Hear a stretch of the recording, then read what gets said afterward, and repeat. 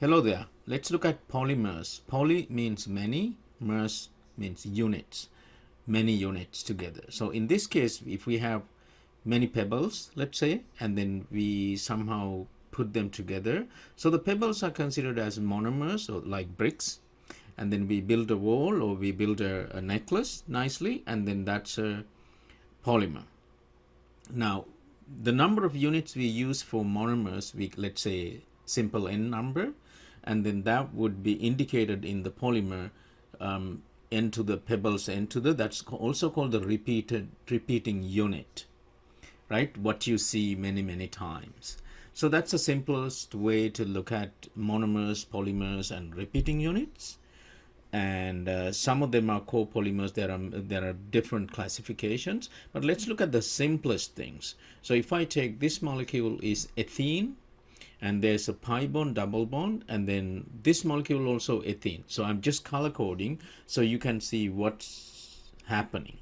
So they're all the same molecule but three different colors, so you can see it clearly. So now what happens, we can have a polymer, addition polymer. We're going to add them together, and all three ethene units, ethene monomers, and we can actually trigger this one using an anion or proton or a radical. So that's just more how we initiate that. But anyway, what we're doing is we are connecting these three, right, with their anions or cations or radicals, right? But somehow we can trigger that to make to polymer, the polyethylene in this case. So look at this one. So let's say we use the anion, so we push the pi bonds forward and connected all three.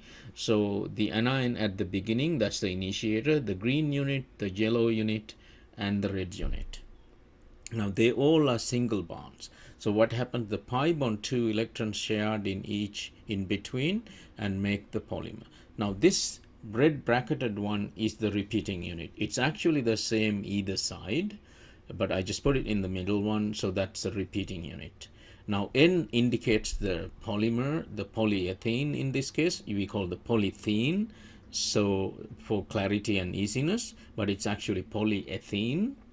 And that's a repeating unit. Monomer, we started with the same monomer and then ended up with the polymer, right? So we can also look at few more things, like let's look at how do we learn the pattern to understand many other polymers, right? So let's look at very similar bunch of monomers. So in this case, we can repeat with the, let's see, ethene. That's the ethene, 2 carbon and 1 double bond, and we get the polymer. We open the pi bond into each side and you get the repeating unit like that. And so that's how you're going to look at it, right? Then the repeating unit, actually what is in the square bracket, and when it is n times, 10,000 times, 100,000 times, depending on the type, that would be a polymer, right? That's the polymer indicator, right? Okay, now this polyethylene polymers from the ethene, right? In this case, this is a hydrogen. Look what happens if you change that hydrogen. Let's say we put a Cl there. If we put a chlorine, that's called the vinyl chloride, the monomer, and this is a vinyl chloride, and the polymer is called the polyvinyl chloride. So the polyvinyl chloride, you see the PVC. So these are very stable polymers, and we use it outside for science and other things. It can tolerate the rain, the UV light mostly, and the heat as well, right? So that's from the vinyl chloride, we are getting the polyvinyl chloride, the PVC, even the pipes like hot water pipes and so on, right? Now, so we can also change a little bit more. So the same hydrogen I'm changing, now we put a benzene ring there. So this is a styrene molecule. You see, you try to see how easily you can do it. So you make the polymer similar way. That's called the polystyrene. So that's how we make polystyrene. So you take the styrene molecule, bunch of styrene molecules, put them together, open the pi bond, and then make all single bonds. You get polystyrene. You get, similarly, you can try polypropylene and other things as well. So these all are addition polymers we added to the pi bond each side, right? So we can also notice this pi bond is a sp2 trigonal plane, and then you ended up with actually sp3. So that's most of the addition polymers would look like that. So you start with sp2 hybridization, you end up with saturated sp3. So that's another property to look into. And not all the polymers going to show that way, but majority will show it that way, right? Okay, now we look at bit different ones now. So type A, let's say addition polymers, and there are double bonds, so triple bonds should be there. And then the second type, type B, is condensation polymers. The name tells that that's an condensation, that means elimination of water mostly, but it doesn't have to be water. It could be HCl, it could be ammonia, it could be small molecules like that. So that's the sign of the condensation polymers. So you condense two little molecules into a much larger polymer, right? So we get this example. We have two carbons and two hydroxyl groups. So this type is called the diols. So because we are kind of putting two hooks into each side, left and right. So we're going to react that one with this carboxylic acid, where you have 4 carbons in the center, and it's actually a dioic or dicarboxylic. Now if we boxed out one water molecule, these two, the diol and the dicarboxylic acid, will come together to make one. But we know, let's look at this one. What's the connection actually? We made a connection with the single bond O and connected into a double bond O. That's an ester. Now it's a ester connection from the condensation polymer, so we should call it polyester, right? So we can actually continue towards the right side, we can continue towards the left side as well, right? So each side alternatively, diol dioic, diol dioic, diol dioic likewise. Now it's tricky part here, the repeating unit. Look at this one, one diol, one dioic, that's the repeating unit, right? And then also you can notice the ester bond here. This is an important one because we didn't see this type of bonds before, right? So the ester bonds are pretty good. Why? Because we can actually degrade them. So the diol and dioic I mentioned like that, so that just to notice the two carboxylic and the two diols.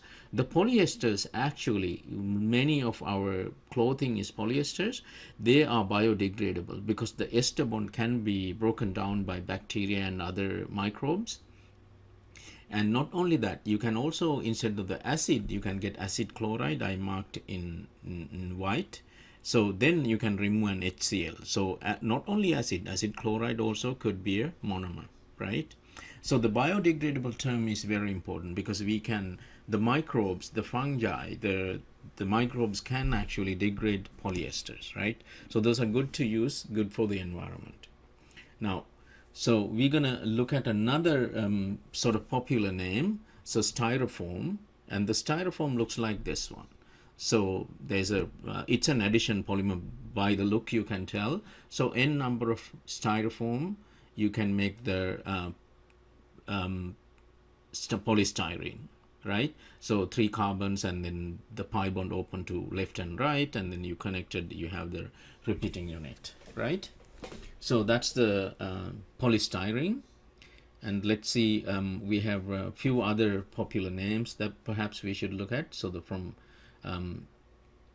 polystyrene to, yes, let's look at Kevlar. Kevlar is interesting. Most of the students ask questions about it, right? So the Kevlar is actually, it's a polypeptide, and then it's made by this diamine and dioic together. It's so these two together, so what happens now, we can remove a water molecule, box out the water molecule, right? And you make a peptide bond. So minus water from that, and then you make a peptide bond. Then now you can continue with the left alternatively, and you can continue with the right alternatively, right? And so then what happens, you make a peptide bond. It's an amide bond. Actually, it's also, you can call peptide bond. So amide bond, or peptide bond, and then it can continue to each side, right? So the Kevlar is actually the bulletproof material that we can woven into many layers, and then when there's a bullet coming to go through Kevlar material, what happens is there's many layers. It's going to slow down the bullet, right? So it's type of polypeptide, and it's biodegradable too, like I mentioned before, right? So it's a condensation polymer, and this is a 1900 production from the DuPont, and that's from actually scientist called Kevlar, and it's a condensation polymer, right? Okay, we look at PTFE.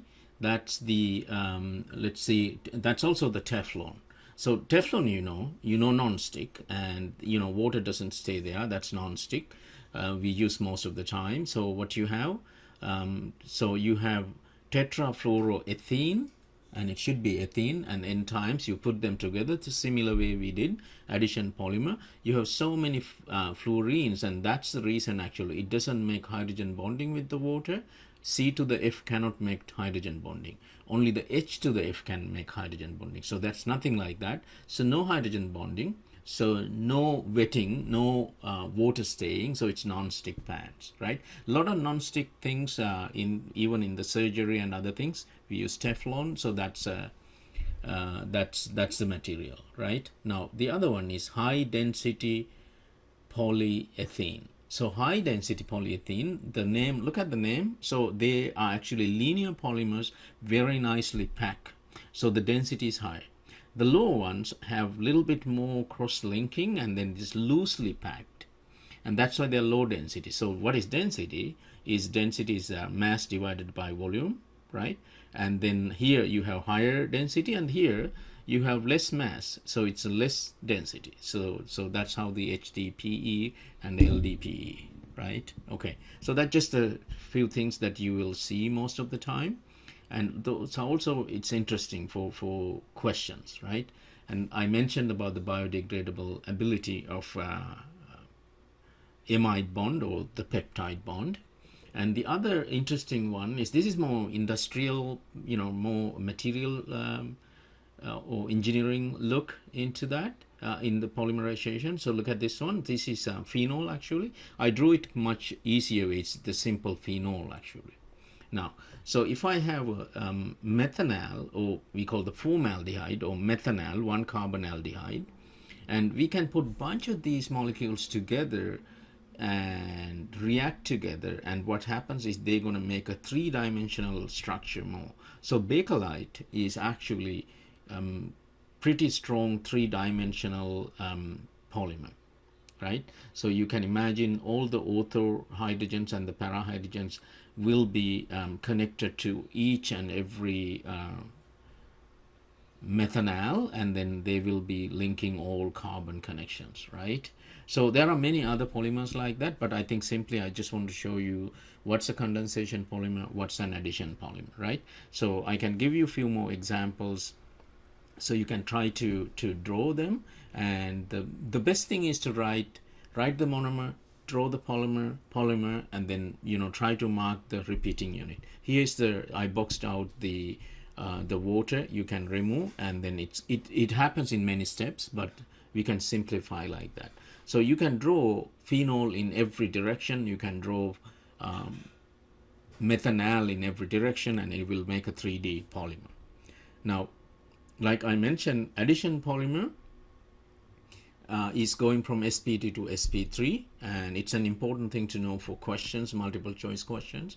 And the examples are polyethylene, polyvinyl chloride, polyvinyl chloride, and polystyrene, Teflon, PTFE, those type of things. The condensation polymers have basically removing or eliminating water or ammonia, something, HCl, something like that. They would be PET, most of the drinking water bottles, and other nylon 66.